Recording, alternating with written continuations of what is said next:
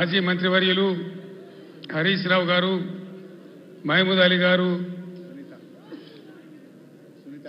సునీత లక్ష్మారెడ్డి గారు, వేదికను అలంకరించిన గౌరవ పార్లమెంట్ సభ్యులు, శాసనసభ్యులు, శాసన మండలి సభ్యులు, మాజీ శాసనసభ్యులు, స్థానిక సంస్థల ప్రజాప్రతినిధులు, పార్టీ రాష్ట్ర నాయకులు, ఈరోజు ఈ సుల్తాన్పూర్ వద్ద జరుగుతున్న ఈ సభకు అశేషంగా తరలివచ్చినటువంటి నా అన్నదమ్ములకు, అక్క చెల్లెలకు అందరికీ నమస్కారం.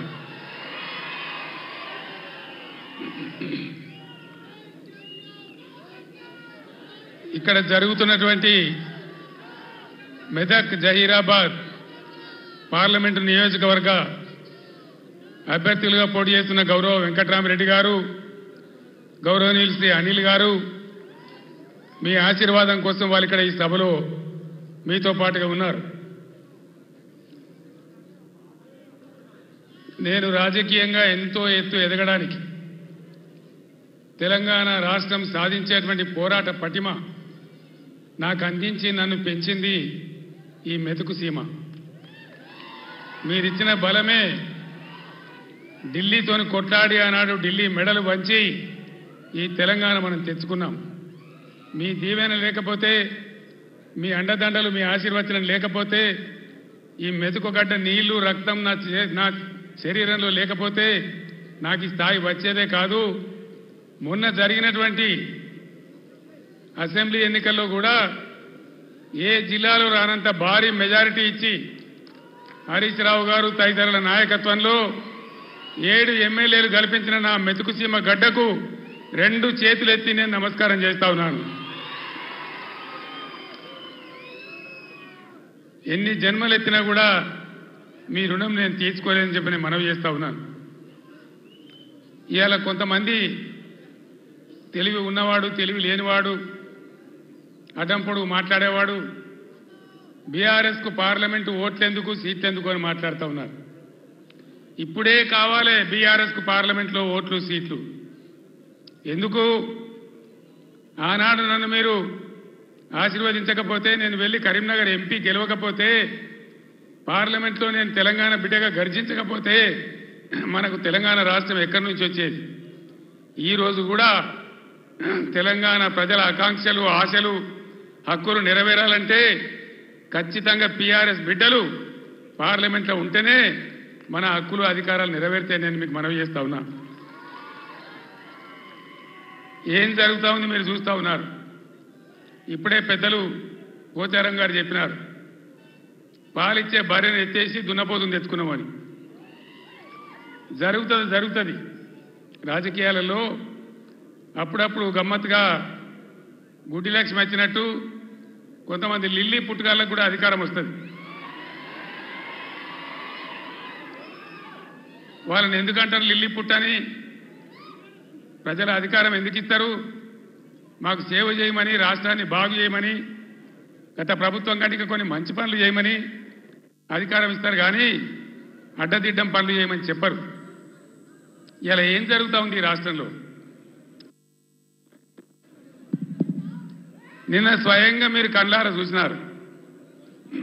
ఈ భారతదేశంలో ఉన్న చట్టాల ప్రకారం, అంబేద్కర్ మహనీయుడు రాసినటువంటి రాజ్యాంగం ప్రకారం ఆర్టికల్ 3 ఆయన పెట్టినాడు కాబట్టి అంబేద్కర్ గారి పుణ్యమాని మనకు తెలంగాణ రాష్ట్రం వచ్చింది. ఆ మహనీయుని గౌరవించుకోవాలని, గుండెల్లో పెట్టుకోవాలని 125 ఫీట్ల ఎత్తున ఉండేటువంటి, ప్రపంచంలోనే ఎక్కడ లేనటువంటి, భారతదేశంలో ఎక్కడ లేనటువంటి అంబేద్కర్ విగ్రహాన్ని మనం హైదరాబాద్లో కట్టుకున్నాం. పోయిన సంవత్సరం మీరందరూ కూడా చాలామంది వచ్చినారు, బ్రహ్మాండంగా దాన్ని ఆవిష్కరణ చేసుకున్నాం. కానీ నిన్న అంబేద్కర్ జయంతి, ఆ విగ్రహం పెట్టిన తర్వాత జరిగిన తొలి జయంతి, ఈ లిల్లీ పుట్టుగాల ప్రభుత్వం ఏం చేసింది? అక్కడికి గవర్నమెంట్ పోలే. ఆ మహనీయునంతా హిమాలయ పర్వతం అంతా ఎత్తున్న విగ్రహానికి ఒక పువ్వు పెట్టలే, ఒక పూలమాల పెట్టలే, అంజలి ఘటించలే. అనేక రాష్ట్రాల నుంచి ప్రజలు వచ్చినారు చూడడానికి. వాళ్ళ కనీసం మంచినీళ్ళు ఏర్పాటు చేయలే, గేట్లు బంద్ చేసి తాళాలు వేసినారు. దీన్ని ఏమంటారు? అహంకారమా? కండకావరమా? ఏమనుకోవాలి దీనికి? అజ్ఞానమా? ఎవరు పెట్టిన విగ్రహమే కదా, మనం ఒక విగ్రహమే పెట్టుకోలే. ఆయన పెట్టిన ఆర్టికల్ 3తోనే తెలంగాణ వచ్చింది కాబట్టి రాష్ట్ర సెక్రటేరియట్ కూడా సచివాలయానికి కూడా అంబేద్కర్ మహనీయుని పేరే పెట్టుకున్నాం. విగ్రహం కాడికి పోలే. మరి ఆ సెక్రటేరియట్ ఎందుకు కూర్చుంటున్నారు? సిగ్గు లేకుండా కూర్చుంటున్నారా? అది కూడా అంబేద్కర్ పేరు మీదనే ఉన్నది కదా. యాదగిరి గుట్ట కూడా బీఆర్ఎస్ గవర్నమెంటే కట్టింది. మరి ఆడిపోయి ఎందుకు మొక్కుతున్నారు? ఎమ్మెల్యేలు ఉండే క్వార్టర్లు కూడా బీఆర్ఎస్ గవర్నమెంటే కట్టింది. గెలిచిన కాంగ్రెస్ ఎమ్మెల్యేలు దానిలో ఎందుకుంటున్నారు? అంటే అన్ని తీసేస్తారా? మిషన్ కాకతీయ చెరువులు బంద్ చేస్తారా? ఏమేం బంద్ చేస్తారు? ఈ లిల్లీ పుట్టుకాలని నేను ఎందుకన్నా అంటే దీనికే అన్నా. ఒకనాడు ఇదే లిల్లీ పుట్టుకాల పార్టీ సింగూరు ప్రాజెక్టు మన నోరు కొట్టి మన ఎండబెట్టి ఒక డ్రాప్ ఒక చుక్క నీళ్లు కూడా మనకి ఇయ్యలే. హైదరాబాద్కి ఇచ్చినారు. బాధపడ్డాం, ఏడ్చినాం. పొలాలు ఎండిపోయినాయి. అక్కడ నిజామాబాద్ వాళ్ళు ధర్నా, ఇక్కడ మెదకోళ్ళు ధర్నా. ఇయ్యలే. తెలంగాణ వచ్చినాక కదా ఇదే హరీష్ రావు ఇరిగేషన్ మంత్రిగా ఉండి జటా కాలువలు తవ్వి నీళ్లు సింగూరు కాలువలు తవ్వితే కదా అందులోకి నీళ్ళు వచ్చినాయి, పంటలు పడినాయి. ఎక్కడి నుంచి వాడుకున్నాం సింగూరు నీళ్లు? ఇచ్చినరా వీళ్ళు? వచ్చినాయా ఆనాడు నీళ్లు? ఇవాళ ఏం చేస్తారు ఈ లిల్లీ పుట్టుగాళ్ళు? సంగమేశ్వర బసమేశ్వర 2 లిఫ్ట్లు పెట్టుకున్నాం బ్రహ్మాండమైనటువంటి. కాళేశ్వరం నీళ్లతోని సింగూరుకు లింక్ పెట్టుకున్నాం కాబట్టి అటు నిజాం సాగర్ కానీ ఇటు మెదక్ జిల్లా కానీ మలన్న సాగర్తో కలుపుకున్నాం కాబట్టి బ్రహ్మాండంగా సంగమేశ్వర బసమేశ్వర నారాయణ ఖేడ్కు జైరాబాద్కు నీళ్ళు వచ్చేటువంటి లిఫ్ట్ పెట్టుకున్నాం. అక్కడ 1,00,000 ఎకరాలు, ఇక్కడ 1,00,000 ఎకరాలు. ఆందోళన నియోజకవర్గానికి కూడా 1,00,000 ఎకరాలు. ఎక్కడ పెట్టిన దాన్ని? ఎందుకు పడబెట్టినరు? ఎందుకు కోల్డ్ స్టోరేజ్లో పెట్టినరు? దయచేసి మీరు ఆలోచన చేయాలి. నేను మీ అందరినీ కోరుతా ఉన్నా, దళిత బిడ్డలను దళిత మేధావులను నేను కోరుతా ఉన్నా. అంబేద్కర్ గారిని అవమానిస్తే మనం మౌనం పాటించుదామా? దళిత బంధు పెడితే నోరు మూసుకొని పడిందామా? ఇవాళ వాళ్ళకి సురుకు పెట్టాలి. ఇదే పార్లమెంట్ ఎన్నికల్లో బిడ్డ మీరు మోసం చేస్తే గుద్దిత కింద పడకూడదామనే జవాబు మీరు చెప్పాలని చెప్పి నేను మిమ్మల్ని కోరుతా ఉన్నా. తెలంగాణ ఉద్యోగ ఉపాధ్యాయ సోదరులకు కూడా నేను కోరుతా ఉన్నా, ఏం జరుగుతా ఉంది? 4 నెలల సమయంలో ఇప్పుడు 5వ నెలకు వచ్చింది గవర్నమెంట్ వచ్చి. మీకు మేము ఎంత గౌరవం ఇచ్చినాం? ఆగమాగం కావద్దు. ఎలక్షన్ వస్తే పిచ్చోళ్ళలాగా ఓట్లు వేయద్దు. నిలకడగా ఆలోచన చేయాలి. నిజానిజాలేందో తెలుసుకోవాలి. అప్పుడే మనకు సరి అయిన న్యాయం జరుగుతుంది. ఈ ప్రభుత్వం మెడలు వంచి మొన్న వాళ్ళు చేసిన ఆగమాగం హామీలు ఏవైతున్నాయో అవి నెరవేర్చాలంటే పార్లమెంట్ ఎలక్షన్లలో సురుకు పెట్టి చూపెడితేనే అవి సాధ్యమైందని మీ అందరికి తెలియజేస్తా ఉన్నా. ఇవన్నీ మీకు కనబడతలేవా? నేను చెప్పానా? ఉద్యోగులు ఎంత గౌరవించినాం, ఎంత జీతం ఇచ్చినాం, ఎంత పెద్ద పిఆర్సీలు ఇచ్చినాం, తెలంగాణ స్పెషల్ ఇంక్రిమెంట్ ఎట్లా ఇచ్చినాం, ఇవన్నీ మీరు మర్చిపోయి ఇలా ఆగమాగం అడివడే అవుతామంటే మీరే నష్టపోతారు తప్ప బీఆర్ఎస్ పార్టీ కాదు. మీకు తెలివితేటలున్నాయి కాబట్టి, బుద్ధి ఉంది కాబట్టి, గౌరవం ఉంది కాబట్టి ఆలోచన చేసి చెక్ బ్యాలెన్స్ చేయాలని చెప్పి తెలంగాణ ఉద్యోగ ఉపాధ్యాయ సోదరులను కూడా ఈ సందర్భంగా నేను మేధావులుగా మీరు ఆలోచించాలని, ఈ గవర్నమెంట్ ముక్కుతాడేయాలని చెప్పి నేను మీకు కూడా అప్పీల్ చేస్తా ఉన్నా. ఇక్కడికి పోయి మన కరెంటు 9 ఏళ్ళ కన్నురేప కొట్టినంత సేపు అయినా కరెంటు పోయిందా?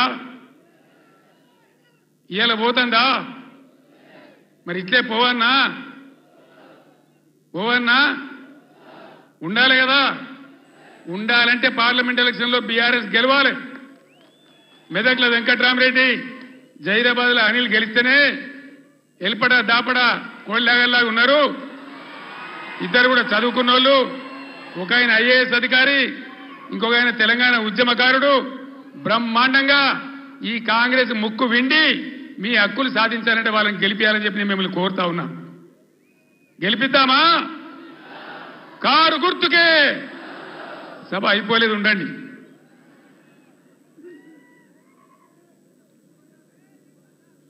ఎన్ని మాటలు చెప్పినండి. కేసీఆర్ 1,00,000 రుణమాఫీ చేసిండు కదా, ఇక ఉరుకుని ఉరికి ఉరికి ఉరికి 2 లక్షలు తెచ్చుకొని చెప్పిండ్రా డిసెంబర్ 9 నాడే మాఫీ చేస్తాం, ఎదురైన ఆడవిళ్ళకి 2,500 ఇస్తాం. ఎన్ని చెప్పిండ్రు? ఒక్క మాట అన్న ఖాయం ఉన్నదా? మరి ఏం జరగాలి ఇప్పుడు? ఈ రాష్ట్రం ఇట్లే పోవన్నా? నేను 15 ఏళ్ళు కొట్లాడి సాగు నోట్ల తలకాయ పెట్టి సచ్చేదాకా తెగబడి ఈ రాష్ట్రం సాధించి 10 ఏళ్ళు బ్రహ్మాండంగా అన్ని రకాల ప్రజలను కడుపులో పెట్టుకుని సాదుకున్నాం. రైతు సోదరులను కళ్ళల్లో పెట్టుకొని కాపాడుకున్నాం. ఒక పాలసీ వ్యవసాయం ద్వారా రాష్ట్ర ఆదాయం పెంచాలని, రైతాంగాన్ని నిలబెట్టాలని అనేక మంచి స్కీములు పెట్టినాం. రైతు బందే ఏలటికి పూర్తి మందికి రాలే. పంటలు వచ్చినాయి, అవి కొనే దిక్కులేదు. కనీసం మద్దతు ధర పోగా 500 బోనస్ ఇస్తామన్నారు. బోనస్ బోగసేనా? బోనస్ వసూలు చేయన్నా? ఈ ప్రభుత్వాన్ని మెడలు వంచానా? వంచాలంటే మేము కొట్టి వంచాం, మీ ఓటు ద్వారానే వంచాలి. సిద్దిపేటోళ్ళు మంచి దారి చూపించారు. హరీష్ నాయకత్వంలో పోస్ట్ కార్డుల ఉద్యమం చేస్తా ఉన్నారు. ఇవాళ ఇక్కడ సంగారెడ్డి ఈ వేదిక నుంచి నేను యావత్తు తెలంగాణ రైతాంగానికి పిలిపిస్తా ఉన్నా. 2 లక్షల రుణమాఫీ వెంటనే చేయాలని, ఎండిపోయిన పంటలకు 25,000 నష్టపరిహారం ఇవ్వాలని, ఎకరానికి బోనస్ ఖచ్చితంగా ఇవ్వాలని, వడ్లు వెంటనే కొనుగోలు చేయాలని రాష్ట్ర వ్యాప్తంగా రైతాంగం దయచేసి రేపటి నుంచే పోస్ట్ కార్డు ఉద్యమం మొదలు పెట్టాలని కూడా సిద్దిపేటను మార్గదర్శకంగా తీసుకొని చేయాలని నేను కోరుతా ఉన్నా. ఇవన్నీ చేయాలని అడిగితే ఇప్పుడే పోచారం గారు అన్నాడు, ఒక మంత్రి ఏమో రైతు బంధు అడిగితే చెప్పుతోని కొట్టిండ్రు అంటాడు. ఇంకో ముఖ్యమంత్రిని ఇవన్నీ ఏమైనాయి, ఎందుకు ఏమని గట్టిగా నిలదీస్తే ఏం మాట్లాడతారు లిల్లీ పుట్టుగాళ్ళు?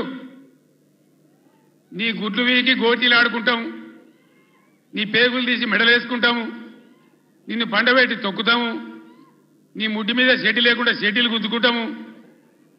ఇదేనా 10 ఏళ్లలో నేను ముఖ్యమంత్రి ఉన్నప్పుడు ఒక్కసారి ఇటువంటి మాట విన్నారా? ఇంత అగౌరవంగా మాట్లాడినామా? ఇంత అన్యాయం మీ కళ్ళ ముందనే జరగాలనా? దయచేసి ఆలోచన చేయాలి. ఎలక్షన్ అంటే ఓట్లు అంటే ఏదో ఆగమాగం ఓట్లేసుడు కాదు. ఇలా సభలో ఉన్నారు, నేనే ఒక 100-150 లారీలు దాటుకుంటా వచ్చిన, అందులో ఫుల్గా మంది ఉన్నారు. చాలా దూరంలో పోలీసు వాళ్ళు ఆపుతా ఉన్నారు, పోలీసు వాళ్ళు బొమ్మలు వీకేస్తా ఉన్నారు. నేను పోలీసు మిత్రులకు మనవి చేస్తా ఉన్నా, మీ డ్యూటీ మీరు చేయండి. 10 ఏళ్ళు మేము కూడా గవర్నమెంట్ ఉన్నాం. అమాయకులను బెదిరియడం, కొట్టడం, బీఆర్ఎస్ ఫ్లెక్సీలు బికేయడం ఇదా మీ పోలీస్ డ్యూటీ? ఇలా మేము కూడా లెక్క పెడతా ఉన్నాం. నేను పోలీసు పేరెత్తంగానే ప్రజలు ఎట్లా మాట్లాడుతున్నారో మీరు చూస్తున్నారు, ప్రజల గోల చూస్తున్నారు. ఇప్పటికైనా మీ అరాచకాలు బంద్ చేయండి, జాగ్రత్త. లేకపోతే మళ్ళా గ్యారంటీగా బీఆర్ఎస్ అధికారానికి వస్తుంది. అప్పుడు మీ గతి ఏమైందో ఆలోచన చేసుకోవాలి.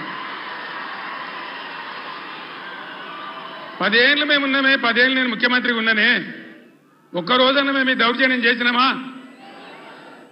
ఎవరినైనా వేధించినామా? మరి ఎందుకు మీరు ఇలా మితిమీరిన పనులు చేస్తా ఉన్నారు పోలీసులు? దయచేసి మానుకోండి పోలీస్ సోదరులారా, మేమన్నీ రికార్డు చేస్తా ఉన్నాం.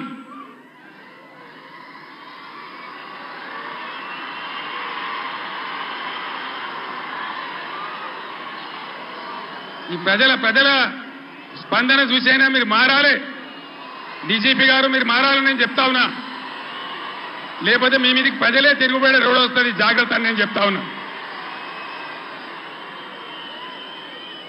మా కార్యకర్త తెలంగాణ ఉద్యమకారుడు సల్వాజీ మాధవరావు అని కరీంనగర్ జిల్లా ధర్మారంలో, పెద్దపల్లి జిల్లాలో ఆయన సోషల్ మీడియాలో ఒక పోస్ట్ పెట్టిండని చెప్పి ఆయన మీద అక్రమ కేసులు పెట్టి ఇలా జైలు తరలించినారు. ఆయన కరీంనగర్ జైల్లో ఉన్నాడు. ఇది మీకు న్యాయమా? డీజీపీకి ఏమైనా గౌరవం ఉంటే ఆ సల్వాజీ మాధవరావు మీద ఏదైతే జరిగిందో దాని మీద స్పెషల్ కమిటీ సీనియర్ ఐపీఎస్ ఆఫీసర్తో ఎంక్వైరీ చేయాలి. ఏ సబ్ ఇన్స్పెక్టర్, ఏ సర్కిల్ ఇన్స్పెక్టర్ దౌర్జన్యానికి పాల్పడ్డాడో వాళ్ళ మీద మీరు చర్యలు తీసుకోవాలి. లేకపోతే తస్మాత్ జాగ్రత్త, మేము న్యాయస్థానం తలుపులు దాడతామనే మనవి చేస్తా ఉన్నాం. మేము కూడా మస్తుగా చూసినాం. నేను కేంద్ర మంత్రిగా పనిచేసిన, రాష్ట్ర మంత్రిగా పనిచేసిన, ఇదే జిల్లాలో 20 ఏళ్ళు ఎమ్మెల్యేగా ఉన్నా, ముఖ్యమంత్రిగా పనిచేసిన, కానీ దౌర్జన్యాలు ఎన్నడూ మీతో మేము చేయించలే. అనవసరంగా మీరు రాజకీయ చేసేవాళ్ళు చేస్తారు, మీకు అవసరం లేదు. ఆయాల ఎక్కడ చూసినా వరి కోతలు ఉండే, ఇవాళ కరెంటు కోతలు, క్రాప్ హాలిడేలు. దయచేసి ప్లీజ్ 10 నిమిషాలు, నేను ఎక్కువ మాట్లాడను, 15 నిమిషాలు నినాదాలు తర్వాత చెప్తాను తమ్ముడు. ఇదేంద్రా అంటే ఆ రోజు ఇవాళ ముఖ్యమంత్రి చెప్పిండు 2 లక్షల రుణమాఫీ డిసెంబర్ 9 తారీఖు. ఏడవాయ డిసెంబర్ 9 తారీఖు ఎవడో కూడా అన్నాడట, కూర్చుంటే లేవో శాత కాదు కానీ తాటి చెట్టు అంత ఎగురుతా అన్నాడట. డిసెంబర్ 9 పోయింది, అన్ని పోయినాయి. మళ్ళా ఆగస్టు 15కి చేస్తామంటారు. మొన్న ఇంకో ఎమ్మెల్యే రేవూరు ప్రకాష్ రెడ్డి అని ఏడాది తర్వాత చేస్తామంటారు. అసలు వీళ్ళు చేస్తారా? వీళ్ళని నమ్మచ్చునా? వీళ్ళను వంగదీసి వీళ్ళ మెడలు వంచి 2 లక్షల రుణమాఫీ చేయించే బాధ్యత బీఆర్ఎస్ పార్టీ మేము తీసుకుంటా ఉన్నాం. అందరం కలిసి యుద్ధం చేద్దాం. పార్లమెంట్ ఎన్నికల్లో బీఆర్ఎస్ అభ్యర్థులను గెలిపించండి, బీఆర్ఎస్ కు బలాన్ని ఇవ్వండి. రైతుల పక్షాన బీఆర్ఎస్ పోరాటం చేస్తుందని మనవి చేస్తా ఉన్నా. లేకపోతే ఏమైతుంది? ఒక్క నిమిషం ప్లీజ్. స్లోగన్లు తర్వాత ప్లీజ్. అరే బాబు, స్లోగన్లు తర్వాత ప్లీజ్. ఈ మూలకున్నోళ్ళు బంద్ పెట్టనా ప్లీజ్, బంద్ చేయవా?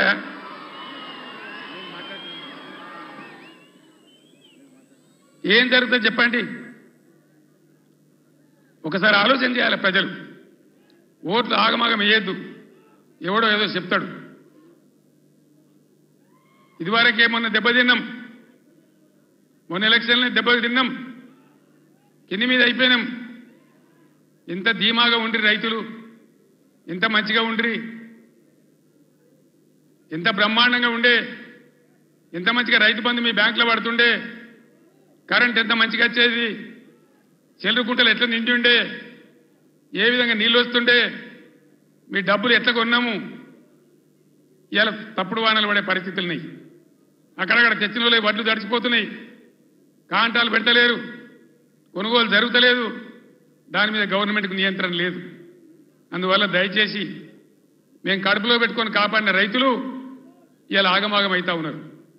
రైతు బంధు రాకపోతే అప్పుల పాలైండ్రు, లక్షల కొద్ది మోటార్లు కాలినాయి, ట్రాన్స్ఫార్మర్లు కాలినాయి.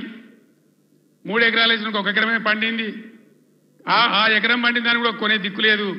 డబ్బులు ఇస్తారో ఈరోజు తెలుస్తలేదు, మద్దతు ధర వత్తలేదు, బోనస్ వత్తలేదు. బోనస్ బోగస్ కానియద్దు, అందరం కలిసి కొట్లాడాలి. నేను ముఖ్యమంత్రికి, రాష్ట్ర ప్రభుత్వానికి హెచ్చరిక చేస్తా ఉన్నా.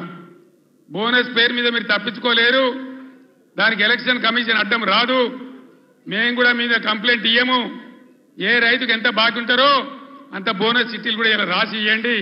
ఎలక్షన్లలో బాండ్లు రాసి ఇచ్చారు కదా, అదే పద్ధతిలో ఇలా వాళ్ళకి బాండ్ ఇచ్చినట్టుగా ఇవ్వండి. మీకు అంత కాదంటే ఎలక్షన్ తెల్లారి ఇవ్వండి. కానీ బోనస్ ఎగబెడతామంటే మాత్రం ఇబ్బంది అయ్యే పరిస్థితి ఉంటుందని మనవి చేస్తా ఉన్నా. మిషన్ భగీరథ 6 సంవత్సరాలు ఇంట్లో ఆ ఇంట్లోనే నల్లా వచ్చి నీళ్లు దుంకితే ఎంత బ్రహ్మాండంగా మనం పండగ చేసుకున్నాం. ఒక ఆడబిడ్డ కనవల్లే, లోడు మీద బిందెలు కనవల్లే, నీళ్ళ ట్యాంకర్లు కనవల్లే. ఇవాళ ఏం గతి చేస్తా ఉన్నారు? మళ్ళీ నీళ్ళ ట్యాంకర్లు ఎందుకు వస్తున్నాయి? ఆ లంబాడి తండ బాయి పేరుందో నాకు తెలియదు. ఆ బాయి చిమ్నీ బాయ్ అని మా ఇంటికే నీళ్ళు వస్తున్నాయని నేను పోయిన ఎలక్షన్లో లంబాడి తండకు పోయి చెప్పింది. మరి ఇవాళ మళ్ళీ ట్యాంకర్లు ఎందుకు వస్తున్నాయి? మంచినీళ్ళకి ఎందుకు బాధ పెడుతున్నారు? అంటే శాతగాని ప్రభుత్వం ఉంది, అసమర్థులున్నారు, ఉన్న వసతులు కూడా వాడుకోవత్తలేదు. 9 ఏళ్ళు నడిచిన కరెంటు ఇయ్యత్తలేదు, 6 ఏళ్ళు నడిచిన నల్లా నీళ్ళు ఇయ్యత్తలేదు. రైతులను కాపాడే పరిస్థితి లేదు, రైతు బంధించే పరిస్థితి లేదు. ఈ విధంగా మళ్ళా మొదటికి తెస్తా ఉన్నారు. ఎన్ని మాటలు మాట్లాడిను. కళ్యాణ లక్ష్మి ₹1,00,000 కాదు, తులం బంగారం ఇస్తాం. ఇచ్చిన రాయనన్న ఒకింటికన్నా వచ్చిందా తులం బంగారం? మరి ఇట్లే కూర్చుందామా? నేను ఎక్కువ గంటల పట్టలు ఉపన్యాసం చెప్పా 10 నిమిషాల్లో ముగించుదాం. ఏం జరుగుతుందో ఒకసారి ఆలోచన చేయండి. ఇన్ని వాగ్దానాలు చేసి ఇన్ని మాటలు చెప్పి మీ ఓట్లు తీసుకొని అధికారంలోకి వచ్చి ఇవాళ అన్నీ ఎగబెట్టి మళ్ళా ఎలక్షన్లో వచ్చి ఓట్లు అడుగుతారు. ఎట్లా వేస్తారు ఓట్లు నాకు అర్థం కాదు. వేస్తే ఏమవుతుంది, ఏం జరుగుతుంది వేస్తే? మేము ఎన్ని చెప్పి ఎన్ని అబద్ధాలు చెప్పినా మళ్ళీ మాకే గుద్దిండ్రని ఆయనతో ఏం లేకుంటే ఎగబెడతారు.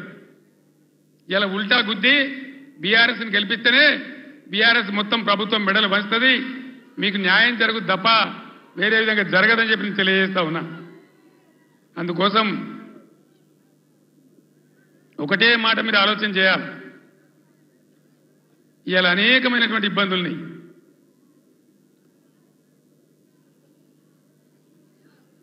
ఈరోజు మంచి అభ్యర్థులను పెట్టినాం, మంచి అన్ని విధాలుగా మిమ్మల్ని ఆదుకునే పద్ధతిలో వాళ్ళు పనిచేస్తారు, వాళ్ళని గెలిపించాలని చెప్పి నేను మిమ్మల్ని కోరుతా ఉన్నా. ఎంతసేపు చెప్పినా ఇదే చెప్పాలి, ఇటు దింపు పడిదింపు. ఒక్కటే మాట నేను చెప్తా ఉన్నా, ప్రజాస్వామ్యంలో ప్రజలు అన్ని ఆలోచించి ఓట్లు వేయాలి. మన కళ్ళ ముందే మనల్ని మోసం చేస్తుంటే మళ్ళీ వాళ్ళకే సర్దిగడితే మళ్ళీ వాళ్ళకే ఓట్లేస్తే ఎటుకాకుండా అయితే ఆగమైతాం. సంగమేశ్వర బసవేశ్వర కావాలన్నా, కాళేశ్వరం పనులు పూర్తి కావాలన్నా, కడుపు నిండా మళ్ళీ నీళ్లు రావాలన్నా, కరెంటు మంచిగా రావాలన్నా ఈ ప్రభుత్వాన్ని మెడలు వంచాలి. నేను ఇంకో మాట కూడా మీకు చెప్తా ఉన్నా, వాస్తవంగా వాళ్ళు గెలిచినరు, మాకేం ఓర్వలేనితనం లేదు. వాళ్ళు కూడా ఉండాలి, 5 ఏళ్ళు పనిచేయాలి, అప్పుడే నల్లదేందో తెల్లదేందో తెలుస్తుంది. కానీ ముఖ్యమంత్రి మాట్లాడే మాటలు చూస్తే, సభలలోనే వణుకుడు చూస్తే తిరగబడ్డ జనం తెలంగాణలో. సర్వే రిపోర్ట్లు వస్తున్నాయి, కాంగ్రెస్కు 2 సీట్ల కన్నా ఎక్కువ రావు అని. అంతటా అన్ని జిల్లాలలో కూడా రైతాంగం తిరగబడతా ఉంది. అందుకే ముఖ్యమంత్రి నిన్న నారాయణపేట సభలో ఆయన భయం, ఆయన కంపం చూస్తే ఈ గవర్నమెంట్ ఏడాది కూడా ఉండట్లేదని మనం చేస్తా ఉన్నా. ఎవడు ఎప్పుడు పోయి బీజేపీలో కలుస్తాడో, ముఖ్యమంత్రి జంపు కొడతాడో, ఏమవుతుందో, ముఖ్యమంత్రి ఈడో మాట మాట్లాడతాడు, ఢిల్లీకి పోయి బీజేపీ కోటేమని టీవీలో చెప్తాడు. అంటే ఏం జరుగుతుంది? ఎవరికి ఎవడు బీ టీము, ఎవరు కలిసిపోయినరు ఒకసారి ఆలోచన చేయాలి. దయచేసి ఏ మార్పాటుగా ఉంటే ఇబ్బంది జరుగుతుంది. కాంగ్రెస్ గతంలో కూడా మీరు 60 ఏళ్ళు చూసినారు, ఇంకా కూడా ముందరికి మోసపోతే దెబ్బతింటాం. ఇక బీజేపీ పార్టీ ఏమన్నా ఏకైనా పనిచేసిందా మన రాష్ట్రానికి? పెద్దలు చెప్పారు, అక్కరకు రాని చుట్టము మొక్కిన మరం ఇయ్యని వేల్పు మోరమున దానెక్కిన బారని గుర్రము గ్రక్కున విడవంగా వలవి కదరా సుమతన్న. బీజేపీ అక్కరకు రాని చుట్టం. ఒక మెడికల్ కాలేజ్ ఇయ్యలే, ఒక నవోదయ కాలేజ్ ఇయ్యలే, ఒక జాతీయ ప్రాజెక్ట్ ఇయ్యలే. నేను స్టేజ్ ఎక్కుతుంటే హరీష్ రావు మాట్లాడుతుంటే విన్నా, ఆయన అన్ని చెప్పిండు. అవన్నీ 100% కరెక్టు. బీజేపీ కోటేసినా మన మంజీరా నదిలో వారేసిన గంతే, అది ఎందుకు పనికిరాదని మనం చేస్తా ఉన్నాం. యువకులు ఒక గాడి పిలబడి కొట్టుకొని పోకుండా, పిచ్చి పిచ్చిగా గుడ్డిగా ఓట్లు వేయకుండా దయచేసి ఆలోచన చేయాలి. ఇవాళ తెలంగాణకు న్యాయం జరగాలంటే, తెలంగాణ హక్కులు కాపాడాలంటే, తెలంగాణ ప్రాజెక్టులు కంప్లీట్ కావాలంటే, మళ్ళా రైతాంగానికి మళ్ళా మేలు జరగాలంటే ఈ ఆగమాగం పార్టీలు కాదు. తెలంగాణ హక్కుల కోసం పేగులు దిగదా కొట్టాడే ఒకటే ఒక పార్టీ బీఆర్ఎస్ పార్టీ, గులాబీ జెండా. ఆ జెండా ఉన్న కారు గుర్తుని ఆదరించాలి. దయచేసి మీ అందరినీ నేను మళ్ళొక్కసారి కోరుతా ఉన్నా, ఇటు వెంకట్రామరెడ్డి గారు మీరు కూర్చోండి అమ్మా, క్యాండిడేట్లు ఇంప్రూవ్ చేద్దాం. మీరు కూర్చోండి అమ్మా, మీరు కూర్చోండి బ్రదర్. వెంకట్రామరెడ్డి గారు ఒక ఐఏఎస్ అధికారి, ఈ జిల్లాకు సేవ చేసిన వాడు. ఆయనకు డబ్బులు అవసరం లేదు, సేవ చేద్దామనే వచ్చినాడు. దయచేసి మెదక్ అభ్యర్థిగా వెంకట్రామరెడ్డి గారు కారు గుర్తు కొట్టేసి గెలిపించండి. అనిల్ కుమార్ 2000 నుంచి బ్రహ్మాండంగా తెలంగాణ ఉద్యమం నుండి పోరాటం చేసిన బిడ్డ, బలహీన వర్గాలకు చెందిన బిడ్డ. ఆయన జైరాబాద్ పార్లమెంట్ నిలబడ్డాడు. దయచేసి అనిల్ కుమార్ గారిని జైరాబాద్ పార్లమెంట్ నుంచి గెలిపించమని మిమ్మల్ని కోరుతూ, ఆగమాగమైతే అడిబడివైపోతాం. ఆనాడు నేను చెప్పిన తెలంగాణ తెస్తాను మీ బిడ్డగా. నేను మళ్ళా చెప్తా ఉన్నా, మీ ఆశీర్వచనంతో గ్యారంటీగా ఈ రాష్ట్రంలో మళ్ళా బీఆర్ఎస్ గవర్నమెంట్ తెస్తా. మా రైతాంగాన్ని అంతా, అన్ని వర్గాల ప్రజలనంతా కాపాడుతా. మా దళిత బిడ్డలకు మళ్ళా దళిత బంధు కూడా ఇచ్చి తీరుతా. మీ ఆశీర్వాదంతో ముందుకు సాగుతానికి మనవి